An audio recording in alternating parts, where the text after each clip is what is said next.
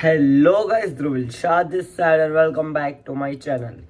तो I am Dhruvil Shah. I am currently final year NIT Surat student और ये वीडियो आपके लिए काफ़ी ज़्यादा हेल्पफुल रहने वाला है.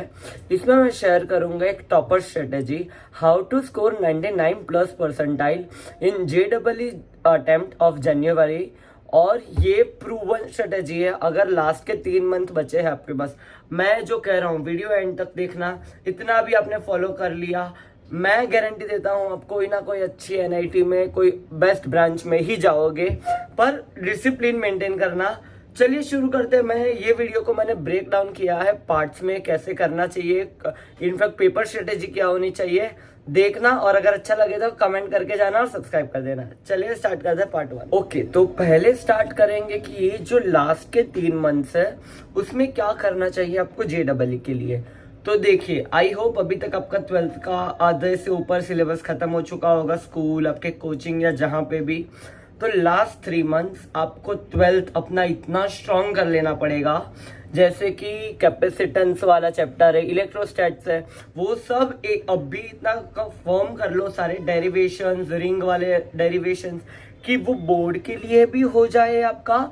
और उसके साथ साथ JEE में भी फिर आपको सिर्फ फॉर्मूला, अगर कोई ट्विस्टेड क्वेश्चन आया, जैसे कि कोई डायरेक्ट क्वेश्चन नहीं आया, तो आपको डेरिवेशन याद होगा, तो कहाँ पे क्या चेंज करना है वो पता चल जाएगा. एंड उसके साथ साथ 11th रिवाइज करना चालू कर देना. ये काफी इम्पोर्टेंट है, क्योंकि मैंने देखा है मेरे दोस्त या कई लोग ने क्या किया था, फिर वो सोचा था कि अरे 11th का बाद में कर लेंगे, फिर लास्ट में जाके बहुत ज्यादा टेंशन में आ गए थे.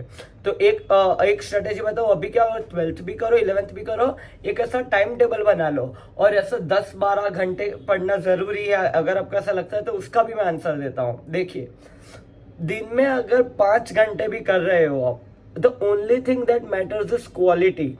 अगर क्वालिटी आप में है, मतलब 5 घंटे में आपने इतना कर लिया कि उतना फॉर्म, फिर इसमें no phone, no friends, distraction के अलावा बगैर, तो हो जाएगा. It's more than enough.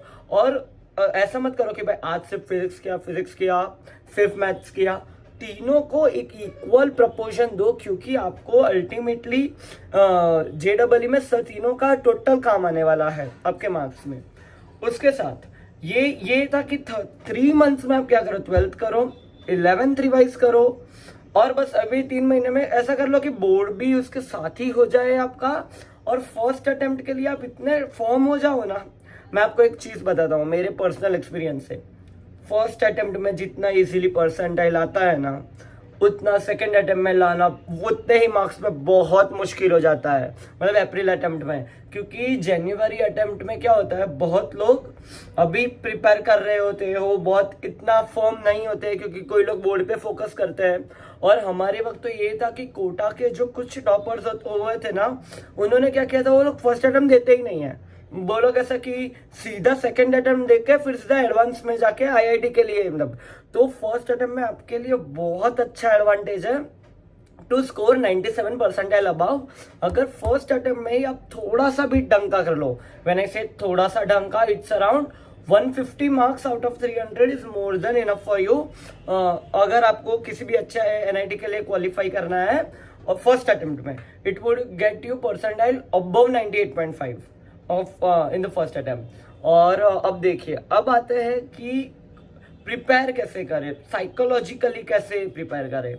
तो देखिए, JEE के लिए है ना स्ट्रेटेजी, प्रेशर बिल्डिंग, मतलब प्रेशर में कैसे काम कर रहे हो, कैसे आप टाइम को स्ट्रेटेजाइज कर रहे हो पेपर में, वो भी काफी ज्यादा इंपॉर्टेंट है.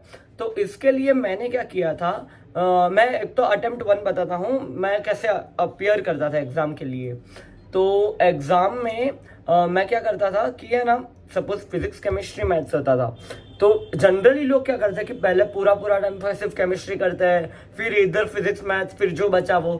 पर मुझे ये स्ट्रेटेजी में मैंने अपने लिए ट्राई किया था, मुझे फ्लॉ लगा था, क्योंकि फिर अगर कोई दूसरा इजी सेक्शन होना तो नहीं हो पाता था.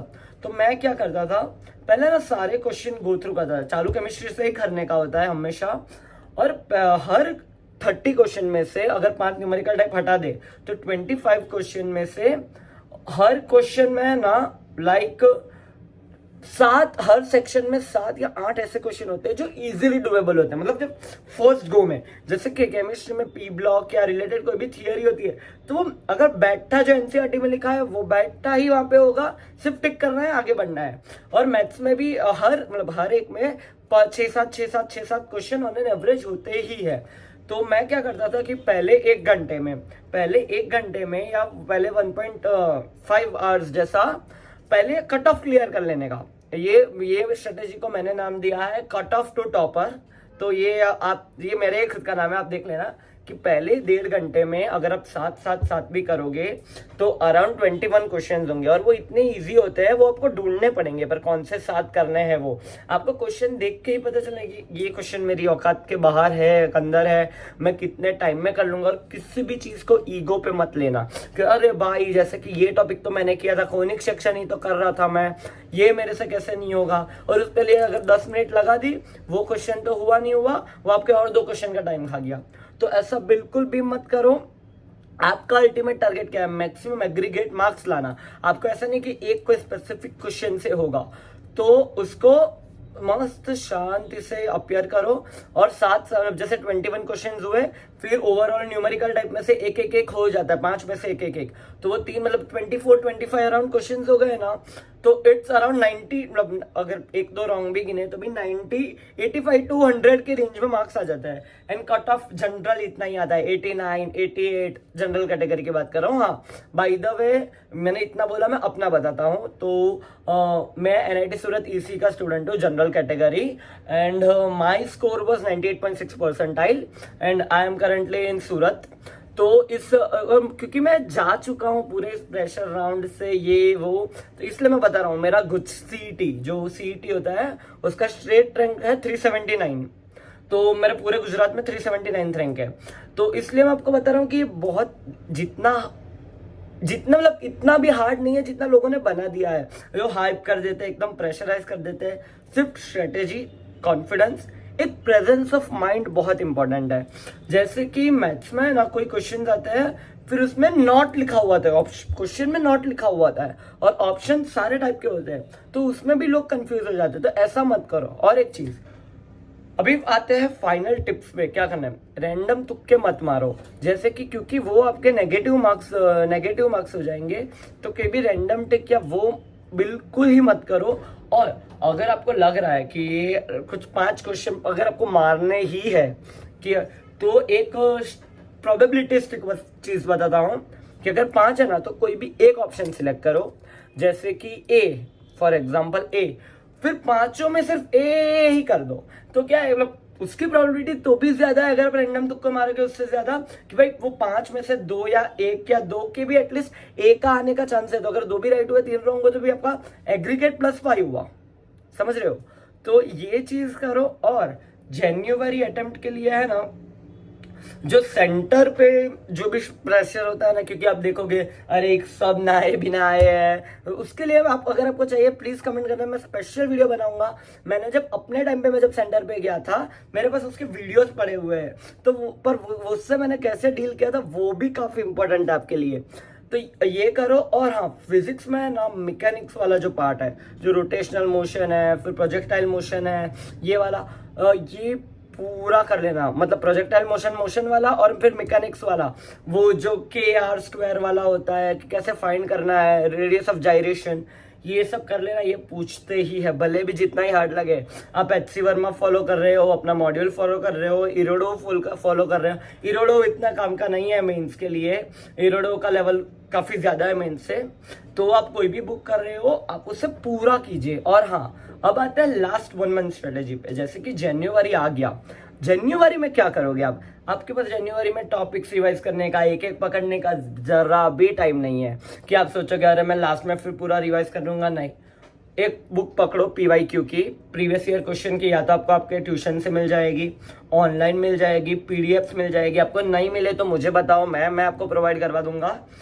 सिर्फ प्रीवियस ईयर क्वेश्चंस लगाओ, सिर्फ प्रीवियस ईयर क्वेश्चन, क्योंकि उसमें क्या होगा, अगर आपने एक चैप्टर पूरा भी कर लिया होगा ना, आपको लगता है अरे ये थियरी सब आती है, फिर भी 2 या 3 क्वेश्चन ऐसे निकलेंगे ही जो आपको लगे अरे भाई ये तो कभी देखा ही नहीं है इस चैप्टर में।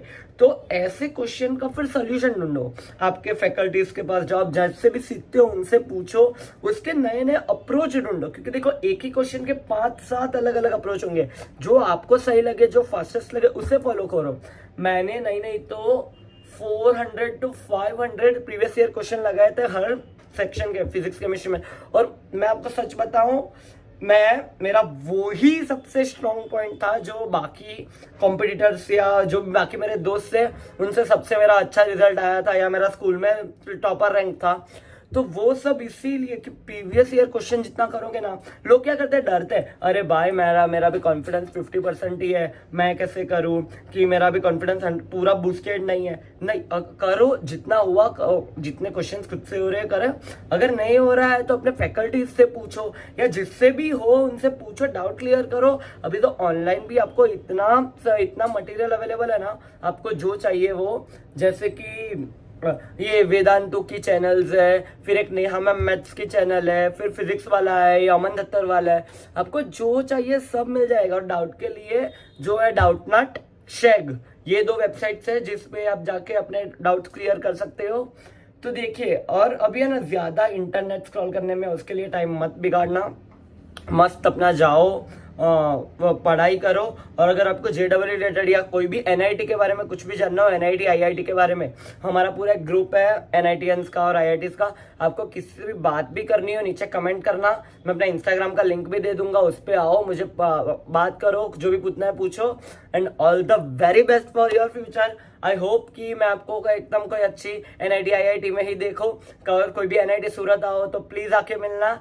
चलिए मिलते हैं, ध्रुविल शाह साइनिंग ऑफ। मिलते हैं एक और ऐसे स्ट्रेटेजी वीडियो में।